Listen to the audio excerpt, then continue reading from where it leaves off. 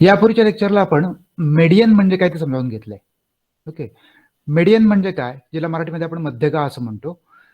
दिलेल्या संख्या चढत्या किंवा उतरत्या क्रमानं मांडल्या असता जी संख्या बरोबर मध्यावर येते त्या संख्येला आपण मेडियन किंवा मध्यगा असं म्हणतो. याचा दुसरा अर्थ असा होतो की मेडियन डेटाचे दोन समान भाग करते. म्हणजे समजा इथे मी संख्यानं म्हणता अशी एक रेषा मांडतो. ओके, हा डेटा आहे. ओके, हा डेटा आहे की जो चढत्या क्रमानं मांडलाय किंवा उतरत्या क्रमानं मांडलाय. ओके, हा डेटा आहे की जो चढत्या क्रमानं मांडलाय. ओके, या चढत्या क्रमानं मांडलेल्या डेटामध्ये किंवा संख्यांमध्ये जी संख्या बरोबर मध्यावर येते तिला आपण मीडियन असं म्हणतो. समजा इथे ही संख्या आहे की जी बरोबर मध्यावर येते. ओके, बरोबर मध्यावर येते. या संख्येला आपण मीडियन म्हणून डिक्लेअर करतो. मी तुम्हाला सांगितलं होतं की मीडियन हे लोकेशनल ॲव्हरेज आहे की जिओमेट्रिकल ॲव्हरेज आहे, भौमितीय सरासरी आहे की भूमितीय सरासरी आहे. ओके, त्यामुळे ही मीडियन जी आहे ती डेटाचे दोन समान भाग करते. म्हणजे 50% डेटा खाली राहतो आणि 50% डेटा वर राहतो. ओके, की 50% आकडे खाली राहतात, 50% आकडे वर राहतात. म्हणजे काय, म्हणजे उदाहरणार्थ समजा ही इन्कमची आकडेवारी असेल. समजा तुमच्या गावातल्या लोकांच्या इन्कमची आकडेवारी आहे. समजा ही चढत्या क्रमाने मांडलेली आहे. काही लोकांचं उत्पन्न दिवसाला 100 रुपये, काही लोकांचं दिवसाला 300 रुपये, काही लोकांचं दिवसाला 500 रुपये, काही लोकांचं दिवसाला 1000 रुपये, काही 2000 रुपये, 4000 रुपये, 5 रुपये, जे काय असेल ते. ओके, असं दिवसाचं उत्पन्न आहे, प्रत्येक दर दिवशी त्यांना मिळू शकणारं उत्पन्न. ओके, याची समजा ही आकडेवारी आपण चढत्या क्रमाने मांडलेली आहे आणि याची मीडियन आहे समजा एक 450 रुपये, याची मीडियन आहे.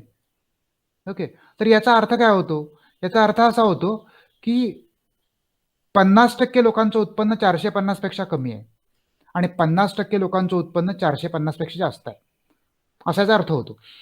म्हणजे मीडियन आपल्याला सांगते की मीडियनची जी व्हॅल्यू मिळते त्या व्हॅल्यूच्या किंवा त्या मूल्याच्या खाली 50% संख्या असतात आणि उरलेल्या 50% संख्या मूल्याच्या वर असतात. यावरून आपल्याला अंदाज येतो की या तुमच्या या उदाहरणामधल्या या गावातल्या लोकांच्या 50% लोकांचं उत्पन्न हे 450 रुपयांपेक्षा जास्त आहे, जर मीडियन 450 रुपये असेल तर. ओके, आणि मग त्यावरून आपण इतर निष्कर्ष मांडू शकतो. अशा प्रकारे मीडियन आपल्याला डेटाचे दोन समान भाग करायला मदत करते आणि त्या माध्यमातून आपण आपले निष्कर्ष मांडण्यास जास्त आपल्याला मदत मिळते.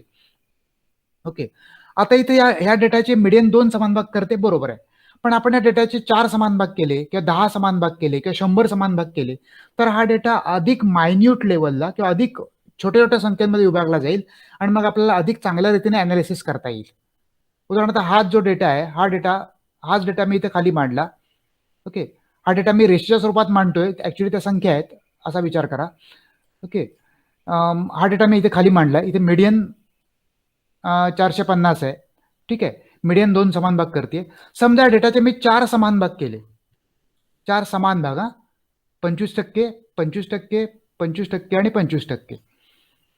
ओके, आता डेटाचे 4 समान भाग केले त्या प्रत्येक भागाला इंग्रजीमध्ये क्वार्टाईल असं म्हणतात. ओके, इंग्रजीमध्ये या प्रत्येक भागाला क्वार्टाईल असं म्हटलं जातं. Okay, QUARTILE, quartiles. ओके, जर मी याचे 10 समान भाग केले तर त्या प्रत्येक भागाला डेसाइल्स आणि जर मी याचे 100 समान भाग केले तर त्यातल्या प्रत्येक भागाला पर्सेंटाईल, PERCINTILES, पर्सेंटाईल्स. सगळ्या भागाला मिळून अनेक वचन पर्सेंटाईल्स. ओके, असं म्हणतात. या प्रत्येक भागाला जर 4 समान भाग केले तर क्वार्टाईल. क्वार्टर म्हणजे 1/4. ओके, क्वार्टाईल म्हणजे चौथा भाग. ओके, 4 समान भाग घेतले त्याला चतुर्थके किंवा क्वार्टाईल्स असं म्हणतात. आता समजा अगोदर क्वार्टाईल्स म्हणजे काय हे समजावून घेऊया आपण. डेसाइल्स आणि पर्सेंटेज हा भाग आपण नंतर समजावून घेऊ. क्वार्टाईल्स म्हणजे काय, तर क्वार्टाईल्स जसे मीडियन डेटाचे 2 समान भाग करते तसे क्वार्टाईल्स डेटाचे 4 समान भाग करतात. ओके, आणि ही जी क्वार्टाईल्स आहे त्या क्वार्टाईल्सना आता 4 समान भाग होत असल्यामुळे हा पहिला भाग जो आहे तो 25%, याला फर्स्ट क्वार्टाईल असं म्हणतात, Q1. हा दुसरा भाग जो आहे हा पुढचा 25%चा आहे, याला सेकंड क्वार्टाईल असं म्हणतात. हा तिसरा भाग जो आहे पुढचा इथून इथपर्यंत 25%, याला थर्ड क्वार्टाईल असं म्हणतात. ओके. आणि हा शेवटची संख्या जी आहे ते फोर्थ क्वार्टाईल, चौथं क्वार्टाईल किंवा चौथं चतुर्थक. पहिलं चतुर्थक, दुसरं चतुर्थक, तिसरं चतुर्थक आणि चौथं चतुर्थक. ओके. आता या चतुर्थकांमध्ये तुमच्या लक्षात आलं असेल की हे दुसरं क्वार्टाईल जे आहे तेच मीडियन आहे, मध्यक आहे. कारण 25% आणि 25% मिळून 50%. त्यामुळे हे दुसरं क्वार्टाईल जे आहे ते मीडियन आहे. ओके. आणि चौथं क्वार्टाईल जे आहे ते शेवटची संख्या आहे. चौथ्या क्वार्टाईलच्या वर काहीच नाही, ही शेवटची संख्या आहे. ओके. त्यामुळे क्वार्टाईल ज्यावेळेला आपण काढतो किंवा क्वार्टाईल ज्यावेळेला आपण वापरतो ॲनालिसिसमध्ये, तेव्हा आपण सेकंड क्वार्टाईल आणि फोर्थ क्वार्टाईल वापरत नाही आणि त्याची कॅल्क्युलेशन पण करत नाही. फोर्थ क्वार्टाईलचं कॅल्क्युलेशन करण्याची गरज नाही, कारण ती शेवटच्या क्रमांकावर जी संख्या येईल चढत्या क्रमाने मांडल्यानंतर ती संख्या म्हणजेच फोर्थ क्वार्टाईल. चढत्या क्रमाने मांडल्यानंतर म्हणतोय मी.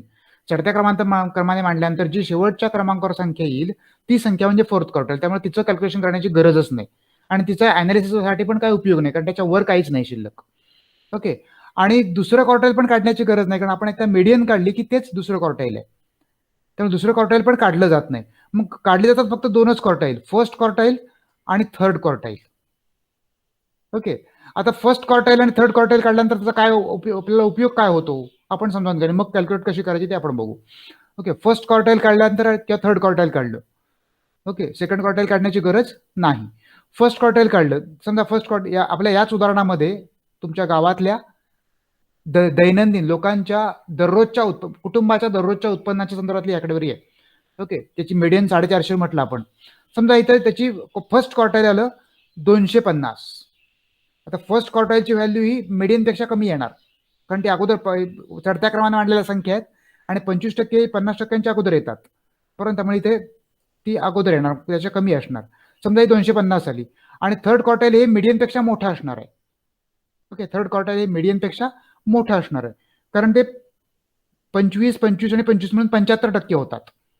बरोबर. पण हे इथे 25% होतात. बरोबर. हे इथे 25% होतात. ओके. आणि इथे 50% होतात मीडियनला. डेटा 50%चा होतो आणि इथे डेटा 75%चा होतो. ओके. त्यामुळे थर्ड क्वार्टाईल हे मीडियनपेक्षा मोठा असणार आहे. समजा हे थर्ड क्वार्टाईल आलं 620. ओके. कोणतीही संख्या घेता येईल, मी इथे 620 घेतली. समजा 620 आली. आता याचा अर्थ काय होतो, फर्स्ट क्वार्टाईल आलं 250, थर्ड क्वार्टाईल आलं 620. याचा अर्थ काय होतो, तर फर्स्ट क्वार्टाईल 250, याचा अर्थ असा होतो की या गावातल्या 25% लोकांचं उत्पन्न 250 पेक्षा कमी आहे.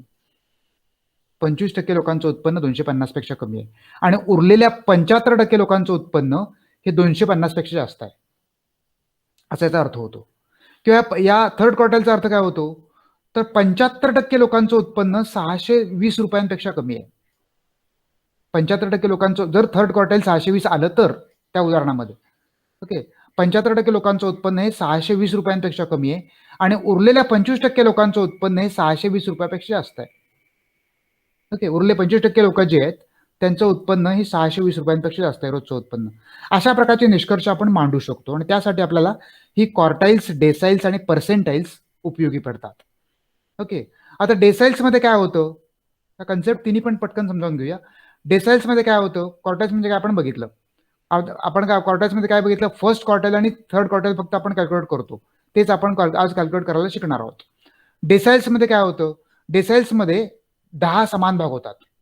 1 2 3 4 5 6 7 8 9 10 समान भाग 10. हे मी आता समान नाही माझ्याकडून झालेत, पण समान भाग 10 डेसाइल्स समान 10 भाग करतं डेटाचे, डेटा चढत्यानं क्रमाने मांडल्यानंतर. ओके. आणि यातला प्रत्येक जो भाग आहे तो डेसाइल म्हणून ओळखला जातो. यातला पहिला भाग जो आहे, ओके, तो त्याला फर्स्ट डेसाइल म्हणजे D1, दुसरा भाग D2, तिसरा भाग D3, चौथा भाग D4, पाचवा भाग D5, सहावा भाग D6, ओके, D6 म्हणजे डेसाइल 6, सातवा भाग D7, आठवा भाग D8 आणि नववा भाग D9 आणि 10वा म्हणजेच D10.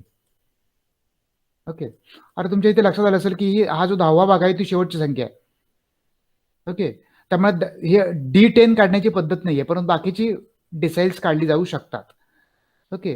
किंवा हा 5वा भाग जो आहे तो पण काढला जात नाही. D5 पण जनरली काढला जात नाही, कारण ती मीडियनच्या जवळ येणारी संख्या आहे. D5 अगदी मीडियन येत नाही, जसं क्वार्टाईल येतं, सेकंड क्वार्टाईल येतं, पण ही मीडियनच्या जवळ येणारी संख्या आहे. ओके, त्यामुळे ही मीडियन इतकीच आहे, त्यामुळे D5 पण काढला जात नाही, कारण इथे 50% होतात. 10%, 10%, 10%, 10%, 10%, इथे 50% होतात. त्यामुळे D5 पण काढलं जात नाही, पण उरलेली डेसाइल्स काढली जातात. Okay, D1, D2, D3, D4, okay, D1, D2, D3, D4, D5 नाही काढलं जात, D6, D7, D8, D9 आणि D10 काढला जात नाही, कारण ती शेवटची संख्या आहे, त्याच्या पुढे काहीच नाहीये. ओके, डेसाइल्सचा उपयोग काय होतो आपल्याला, तर डेसाइल्स वरून आपला डेटा मायन्यूट लेवलला खूप छोट्या छोट्या भागांमध्ये विभागला जातो आणि त्यामुळे आपल्याला निष्कर्ष मांडणं सोपं जातं. उदाहरणार्थ उत्पन्नाच्या आकडेवारीमध्ये जर पहिलं डेसाईल असेल 80 रुपये, त्याचा अर्थ होतो 10% लोकांचं उत्पन्न, रोजचं उत्पन्न 80 रुपयापेक्षा कमी आहे. ओके, तिसरं डेसाईल असेल समजा 150 रुपये, तर याचा अर्थ होतो तिसरं डेसाईल म्हणजे 30%. 30% लोकांचं उत्पन्न 150 पेक्षा कमी आहे आणि उरलेल्या 70% लोकांचं उत्पन्न 150 पेक्षा जास्त आहे. ओके, 7वं डेसाईल समजा आलं, 7वं डेसाईल मीडियन पेक्षा जास्त येईल, हे समजा ते आलं समजा 580 रुपये, 7वं डेसाईल D7, तर याचा अर्थ होईल 7वं म्हणजे 70% लोकांचं उत्पन्न जे आहे ते 580 रुपयापेक्षा कमी आहे आणि उरलेल्या 30% लोकांचं उत्पन्न हे 580 रुपयापेक्षा जास्त आहे, असा त्याचा अर्थ होतो. ओके, त्यामुळे डेसाईलचा पण आपल्याला उपयोग होतो. आणि पर्सेंटाईलमध्ये काय होतं, तर पर्सेंटाईलमध्ये हा संपूर्ण डेटा जो आहे, हा डेटा याच्यामध्ये विभागला जातो 100 भागांमध्ये. पर्सेंटाईल म्हणजे शतमक आहे, त्याचे डेटाचे 100 भाग होतात, 1, 2, 3, 4 असे 100 भाग होतात. ओके, त्यातला इथे 50वा भाग म्हणजेच मीडियन आणि 100 म्हणजे शेवटची संख्या, त्यामुळे 50 आणि 100 पर्सेंटाईल काढले जात नाही. 50th पर्सेंटाईल आणि 100th पर्सेंटाईल, 50वा शतमक आणि 100वा शतमक काढलं जात नाही. ओके, आणि मग याला नाव दिली जातात P1, P2, P3, P4, P49. Okay, म्हणजे 49वा पर्सेंटाईल, P50, ओके, P51, असं या पद्धतीनं P82, P92, P99 आणि P100 या पद्धतीने पर्सेंटाईलला ती नावं दिली जातात. यातलं P50 काढलं जात नाही, कारण ती मीडियन आहे, पुन्हा एकदा, कारण खाली 50% वरती 50% डेटा झाला. आणि P100 काढलं जात नाही, कारण ती शेवटची संख्या आहे, त्याच्या पुढे काहीच नाही, त्यामुळे अनालिसिसला उपयोग होत नाही, म्हणून P100 काढलं जात नाही. आणि ती शेवटची संख्या आपल्याला उभी आहे ती दिसते सरळपणे डेटा चढत्या क्रमाने मांडल्यानंतर, त्या कॅल्क्युलेट करण्याची गरजच नाही तिला. ओके, त्यामुळे बाकीची पर्सेंटाईल जी आहे ती काढली जातात आणि बाकीचे पर्सेंटाईल काढल्यानंतर काय होतं, डेटा आणखीन 1-1% विभागला जातो, मायन्यूट लेवल, आणखीन सूक्ष्म रीतीने तो डेटा विभागला जातो आणि आपल्याला त्याचा निष्कर्ष काढण्यासाठी उपयोग होतो. म्हणजे उदाहरणार्थ समजा इथं समजा एक P64 आहे, P64 जर आपण कॅल्क्युलेट केलं, समजा त्या मगाच्या आपल्या गावच्या उत्पन्नाच्या आकडेवारीमध्ये आपल्याला P64 सापडलं 400, मगाशी किती होतं, मीडियन किती होती 450, P64 समजा सापडलं आपल्याला 462 रुपये, तर याचा अर्थ होतो P64 म्हणजे 64% लोकांचं उत्पन्न हे 462 रुपयांपेक्षा कमी आहे आणि उरलेली लोक जी आहेत, जी काय असतील ती, बरोबर ना, 36% लोकांचं उत्पन्न हे 462 पेक्षा जास्त आहे. ओके, अशा प्रकारे निष्कर्ष काढण्यासाठी याचा पर्सेंटाईलचा आपल्याला उपयोग होतो. तर आता आज आपण हे क्वार्टाईल, डेसाईल आणि पर्सेंटाईल या संकल्पना समजावून घेणार आहोत. मराठीमध्ये क्वार्टाईलला आपण चतुर्थके असं म्हणतो, चतुर्थके, डेसाईलला आपण दशमके असं म्हणतो आणि पर्सेंटाईलला आपण शतमके असं म्हणतो. अगोदर आपण क्वार्टाईल म्हणजे काय समजावून घेऊया आणि मग आपण डेसाईल आणि पर्सेंटाईल बघूया. ओके, क्वार्टाईल मगाशी म्हटलं तसं डेटाचे चढत्या क्रमाने डेटा मांडला किंवा संख्या चढत्या क्रमाने मांडल्या की त्याचे 4 समान भाग करतात. क्वार्टाईल मधनं त्या संख्यांचे 4 समान भाग होतात, बरोबर ना. मीडियन काय करते, मीडियन 2 समान भाग करते, त्यामुळे आपण मीडियनचं सूत्र काय घेतो, median equal to size of n/2th item, बरोबर ना.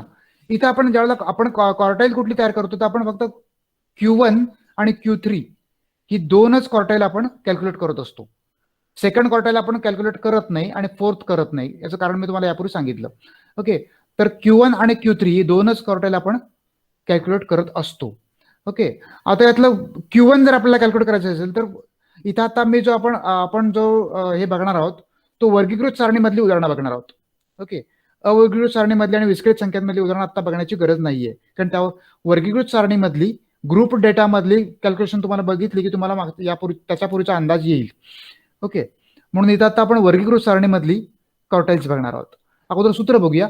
समजा आपल्याला Q1 काढायचं असेल तर इथं सुरुवातीला आपल्याला काय मिळणार आहे, तर Q1 क्लास मिळणार आहे, कारण हा वर्गीकृत डेटा आहे. डायरेक्ट क्वार्टाईल नाही मिळणार, आपल्याला क्लास मिळेल. आणि Q1 काढण्याचं सूत्र काय, तर साईज ऑफ मीडियन सूत्र तसंच हे सूत्र आहे. साईज ऑफ मीडियन मध्ये आपण n/2 घेत होतो, इथे size of n/4, size of n/4. आणि पहिलं क्वार्टाईल आहे म्हणून कंसाच्या बाहेर 1. हा लिहिला काय नाही लिहिला काय फारसा फरक पडत नाही. n/4 item.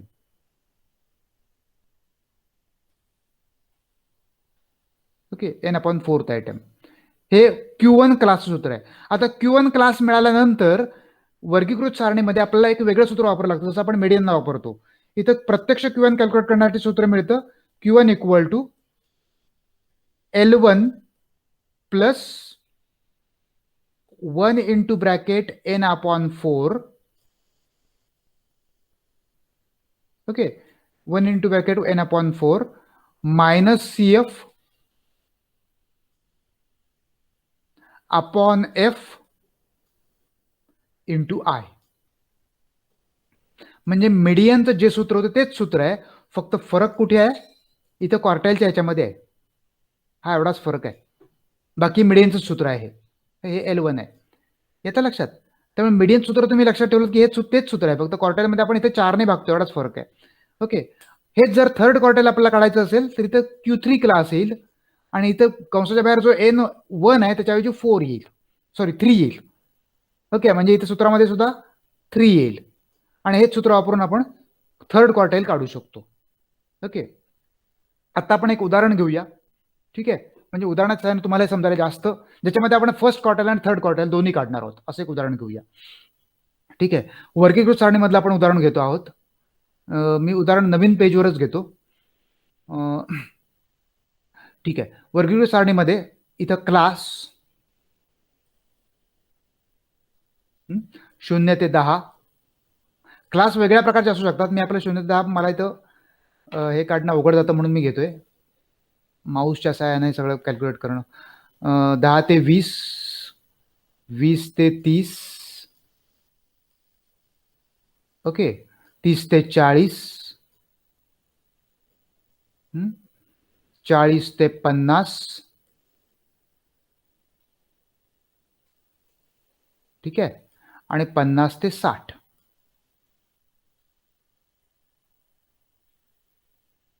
ठीक. हे आपले क्लास आहेत, पुरे झाले. त्यानंतर फ्रिक्वेन्सी, प्रत्येक याची वारंवारता. 0 ते 10 मध्ये किती संख्या बसतात, 10 ते 20 मध्ये किती बसतात, या पद्धतीने वारंवारता. ओके. 0 ते 10 मध्ये किती संख्या, समजा 0 ते 10 मध्ये 2 संख्या, 10 ते 20 या ग्रुपमध्ये येणाऱ्या संख्या 4. ओके. 20 ते 30 मध्ये येणाऱ्या संख्या 7. ओके. 4 2 6 6 12 13. 30 ते 40 मध्ये येणाऱ्या संख्या 9. ओके. 40 ते 50 मध्ये येणाऱ्या संख्या समजा एक 5. ओके. आणि 50 ते 60 मध्ये येणाऱ्या संख्या इथं आता किती झाल्या, 4 2 6 6 6 12 13, 13 आणि 9 22, 22 आणि 5 27 आणि 3 30. ओके. या प्रत्येक वर्गाच्या फ्रिक्वेन्सी आहेत. ओके. लगेच आपण n ची व्हॅल्यू काढून घ्यायची. हे उदाहरण आपल्याला दिलंय. लगेच n ची व्हॅल्यू म्हणजे काय, n = समेशन f, म्हणजे f ची बेरीज, फ्रिक्वेन्सीची बेरीज. ओके. किती येते ती, 30 येते, बरोबर ना. 30. 4 2 6 6 6 12 13, 13 9 22, 22 आणि 5 27 आणि 3 30. ठीक आहे. यांची व्हॅल्यू आली 30. आता आपल्याला मीडियन सारखंच आपण कॅल्क्युलेशन करतोय, बरोबर ना. मीडियन आपण फर्स्ट क्वार्टाईल आणि थर्ड क्वार्टाईल दोन्ही काढणार आहोत. त्यासाठी अगोदर मीडियन सारखं कॅल्क्युलेशन करतोय म्हटल्यावर मीडियन काढताना जसं आपल्याला लेस दॅन CF काढावी लागते, तशी इथे पण आपल्याला लेस दॅन CF काढायला हवी. ओके. लेस दॅन CF काढली पाहिजे सर्वप्रथम. लेस दॅन CF काढताना इथं पहिल्या वर्गाची लेस दॅन CF 2, लेस दॅन अप्पर लिमिट, त्यानंतर 2 अधिक 4 बरोबर 6, बरोबर आहे. त्यानंतर 6 अधिक 7 बरोबर 13, पुढच्या वर्गाची CF, त्यानंतर 13 अधिक 9 बरोबर 22 पुढच्या वर्गाची CF. त्यानंतर 22 अधिक 5 बरोबर 27. ओके. आणि 27 अधिक 3 बरोबर 30. ही आपण CF काढली. ओके, ही झाली CF. ठीक आहे, ही CF काढली. ओके, आता आपल्याला फर्स्ट क्वार्टाईल काढायचं आहे. ठीक आहे, आता फर्स्ट क्वार्टाईल काढण्यासाठी अगोदर आपल्याला काय काढायला लागणार आहे? फर्स्ट क्वार्टाईल म्हणजे Q1 क्लास काढायचा आहे. Q1 क्लास सूत्र काय? Size of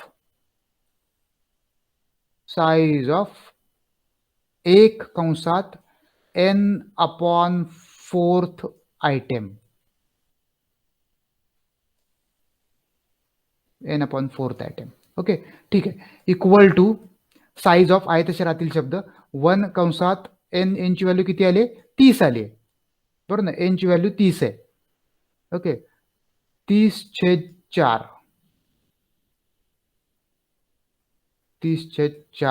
item.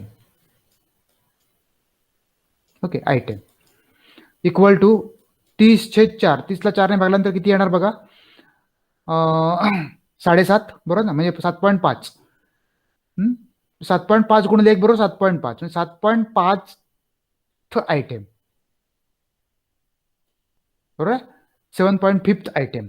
ओके, आता 7.5 ही संख्या आपण काय करतो? ही संख्या CF मध्ये कुठे बसते ते बघतो. 7.5 ही संख्या कुठे बसते? 13 या CF मध्ये बसते, कारण 6 त्याच्यापेक्षा लहान आहेत. 13 या CF मध्ये बसते. ओके, त्यामुळे 7.5. Okay, 7.5 lies in the class. कोणता क्लास? 20 ते 30 है ना? 20 ते 30 या क्लासमध्ये 7.5 ही CF राहते. ओके, आता 7.5 लाइज इन जर या क्लासमध्ये असेल तर याचा जो करस्पॉन्डिंग क्लास आहे त्याला आपण काय म्हणतो? Q1 class. जसं तिथे मीडियन क्लास म्हणतो तसं इथं Q1 class. Therefore Q1 class equal to काय? 20 ते 30. 20 ते 30. ओके, मग आता आपल्या फॉर्म्युल्याप्रमाणे L1 इक्वल टू काय काय बघा? L1 CF F आणि I यांच्या व्हॅल्यू आपल्याला पाहिजेत. ओके, L1 ची व्हॅल्यू 20. L1 म्हणजे काय? तर हा जो Q1 क्लास आपल्याला मिळाला आहे त्याची लॉवर लिमिट, त्याची खालची मर्यादा म्हणजे L1 ती 20 आहे. ओके, त्यानंतर आपल्याला काय लागतंय? 1 इंटू ब्रॅकेट n/4 त्याची आपण व्हॅल्यू काढलीच आहे, जी आपल्याला सूत्रामध्ये टाकायला लागते. इक्वल टू 7.5 ती आपण वरती काढलीच आहे. ओके, त्यानंतर आपल्याला काय लागतंय? त्यानंतर आपल्याला लागतंय CF म्हणजे काय? तर हा जो Q1 क्लास आपल्याला मिळालाय, त्याच्या अगोदरच्या क्लासची CF. Q1 क्लासच्या अगोदरच्या क्लासची CF म्हणजे 6. CF equal to 6. ओके, आणि F इक्वल टू काय? F म्हणजे CN जे Q1 क्लास आपल्याला जो मिळालाय या Q1 क्लासची F फ्रिक्वेन्सी म्हणजे 7. आणि I म्हणजे काय? I म्हणजे काय येणार? I म्हणजे क्लास इंटरवल. प्रत्येकामध्ये कितीचा इंटरवल आहे? खालची मर्यादा वरची मर्यादा यांच्यामध्ये अंतर किती आहे? ते 10. ओके, आता या सगळ्या आपल्याला किमती मिळाल्या. या किमती आपण सूत्रामध्ये टाकणार आहोत. ओके, सूत्र लिहून सूत्रामध्ये आपल्याला हे किमती टाकायच्या आहेत. ठीक आहे, हे सूत्र आहे आपलं. बरोबर आहे. आता या सूत्रामध्ये आपल्याला किमती टाकायच्या आहेत. मगाच्या ज्या आपण ह्या केल्या, आपण Q3 काढतो आहोत. बरोबर आहे, इथं 1 आहे. सूत्रामध्ये L1 किती आली आपली? L1 आली आपली 20 है ना? L1 20. ओके, प्लस n/4 ची किंमत आली 7.5. ओके, मायनस CF किती मिळाली आपल्याला? मायनस CF मिळाली 6. Okay, minus CF 6. या दोघांना छेद F ची व्हॅल्यू किती मिळाली? एफ ची व्हॅल्यू मिळाली आपल्याला, सॉरी, एफ ची व्हॅल्यू मिळाली आपल्याला 7, बरोबर आहे. आणि आय ची व्हॅल्यू आहे 10 क्लास इंटरवल, बरोबर आहे. हे सोडवायचं. 20 अधिक 7.5 वजा 6 म्हणजे 1.5, 1.5 छेद 7 आहेत तसे गुणिले 10, ओके, इक्वल टू 20 अधिक, आता यांचा गुणाकार 1.5 गुणिले 10 म्हणजे यांचा गुणाकार केला तर 1.5 गुणिले 10 बरोबर 15. हा गुणाकार जर आपण केला तर 15 मिळतील. हा गुणाकार केला दोघांचा इथे, छेद 7, ओके. मग 20 अधिक 15ला 7 ने भागलं किती येणार? 15 भागिले 7 किती येतात? 15 भागिले 7, ओके, किती येतात? 2.14, ओके, 2.14.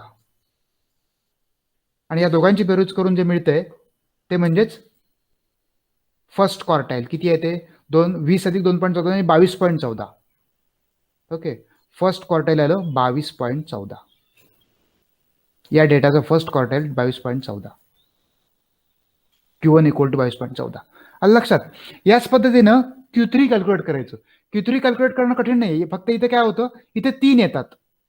या फॉर्म्युलामध्ये फक्त 3 येतात. इथे Q3 कॅल्क्युलेट, हे आपण आता Q1 काढलं, बरोबर ना. इथे फक्त Q3 मध्ये 3 येतात. आपण पटकन या डेटासाठी Q3 पण कॅल्क्युलेट करून बघूया, ओके. त्यासाठी सर्वप्रथम Q3 क्लास काढावा लागेल. Q3 class equal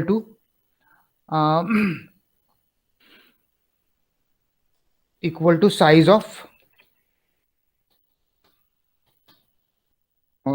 3 into bracket n/4 item है ना. आपला फॉर्म्युला आहे, बरोबर आहे, ओके. हा आपला फॉर्म्युला आहे. आता या फॉर्म्युलामध्ये सूत्र टाकलं, इथे फक्त Q1 सारखाच फॉर्म्युला आहे, फक्त n/4चा, फक्त याच्या बाहेर 3 घ्यायचा, थर्ड क्वार्टाईल आहे म्हणून, ओके. हे थर्ड क्वार्टाईल आहे म्हणून बाहेर 3 घ्यायचा, ओके. त्याला 3 ने गुणणं आवश्यक आहे. हे size of 3 into bracket n ची व्हॅल्यू किती आहे आपली? 30 आहे. आपल्या उदाहरणामध्ये n ची व्हॅल्यू आपली 30 आहे, बरोबर ना. त्यामुळे n ची व्हॅल्यू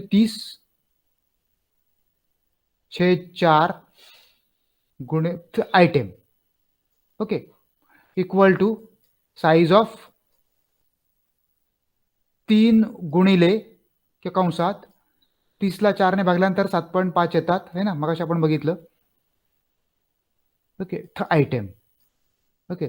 7.5 गुणिले 3 किती येणार? 7.5 गुणिले 3 किती येणार? 22.5 आहे ना. 7.5 गुणिले 3 22.5 है ना. 7.5 गुणिले 3 यांचा गुणाकार करता 22.5 येतात. Size of 22.5 item, okay. आता हे 22.5 कुठल्या क्लासमध्ये राहतात? 22.5 हे 22 पेक्षा मोठे आहेत, त्यामुळे या क्लासमध्ये राहणार ते. 27च्या 22 मध्ये राहणार नाहीत ते, कारण 22 वरती 5.5 आहेत, त्यामुळे ते 22 पेक्षा मोठे आहेत, त्यामुळे ते या क्लासमध्ये राहणार, बरोबर ना. म्हणजे इथं 22.5, बरोबर ना. 22.5 लाईज इन दी CF27, बरोबर, 27 मध्येच राहतात, ओके. मग हे 27 मध्ये राहत असेल तर मीडियन क्लास कोणता येणार? देअरफॉर मीडियन नाही, sorry, Q3 class equal to, बघा, हे 27चा जो करस्पॉन्डिंग क्लास आहे त्याला आपण Q3 क्लास असं म्हणतो, बरोबर ना. 40 ते 50 हा Q3 क्लास आहे, येते लक्षात? 40 ते 50 म्हणजे Q3 क्लास हा 40 ते 50, ठीक आहे. मग आता नेहमीसारख्या किमती लिहायच्या पटपट. आपलं सूत्र आपल्याला माहिती आहे. किमतीमध्ये L1 ची किंमत, इथे L1 ची किंमत 40, L1 म्हणजे जो आपण Q3 क्लास शोधलाय, त्याची लॉवर लिमिट 40. ठीक आहे. त्यानंतर 3 इंटू n/4 ची व्हॅल्यू 22.5 जी आपण कॅल्क्युलेट करून काढले. ओके, 22.5. ठीक आहे. त्यानंतर सीएफ म्हणजे अगोदरच्या क्लासची सीएफ, जो Q3 क्लास आपल्याला सापडलाय 40 ते 50, त्याच्या अगोदरचा क्लास जो आहे त्याची सीएफ 40 ते 50 ची सीएफ आहे 27, त्याच्या अगोदरचा क्लास 30 ते 40, याची सीएफ 22. ओके, 22. ठीक आहे. त्यानंतर एफ ची व्हॅल्यू, एफ म्हणजे हा जो आपण क्लास शोधून काढला 40 ते 50, त्याचीच एफ, ती किती आहे? 5. आपण जो क्लास शोधलाय Q3 क्लास जो आहे त्याची एफ फ्रिक्वेन्सी त्याची घेतो आणि सीएफ अगोदरची घेतो, बरोबर ना. त्यामुळे एफ 5. ओके. आणि आय ची व्हॅल्यू किती येते? आय ची व्हॅल्यू येते 10. क्लास इंटरवल, प्रत्येक क्लासचं अंतर. ओके, ते 10 आहे. ठीक आहे. त्या सगळ्या किमती सूत्रामध्ये टाकायच्या. आपलं सूत्र काय आहे? ओके, मी जरा इथेच लिहितो, हे इथं खोडून टाकतो आणि लिहितो. आपलं सूत्र काय? ओके,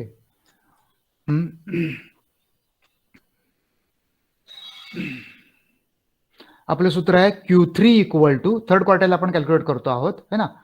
Q3 इक्वल टू काय L1 प्लस, आता ते 3 into bracket n/4. Okay, 3 into bracket n/4. ठीक आहे. तर इथे आता सूत्र लिहितो मी, हे राहू दे इथं, याची गरज नाही आपल्याला. आपलं सूत्र Q3 equal to L1 plus 3 into bracket, हे थर्ड क्वार्टाईल आहे त्यामुळे 3 into bracket n/4 minus CF upon F into I. ठीक आहे. बरोबर. L1 ची व्हॅल्यू किती आली? L1 ची व्हॅल्यू आली 40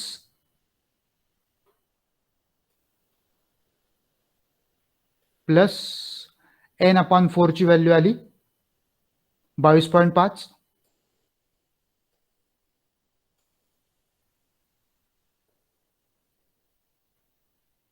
ओके, 22.5 मायनस CF ची व्हॅल्यू आली, CF आपण मागाशी बघितली होती 22 आहे ना. CF ची व्हॅल्यू आहे 22 मायनस 22 आणि या दोघांना भागिले F ची व्हॅल्यू आहे, F ची व्हॅल्यू आहे 5 गुणिले, ओके, गुणिले I ची व्हॅल्यू आहे 10. सोडवायचं. 40 अधिक 22.5 मधनं 22 गेले, उरले 0.5 छेद हे 5 गुणिले 10, बरोबर, इक्वल टू 40 प्लस हे 0.5. ओके, हे 0.5 गुणिले 10 आहे, ज्यांचा गुणाकार केला तो 5 येणार. 0.5 आणि 10 यांचा गुणाकार केला तो 5 येणार. हा आपण गुणाकार करतो है ना. तर हा या गुणाकार 5 येणार. 0.5 गुणिले 10 बरोबर 5. 5 भागिले हे 5 म्हणजे 40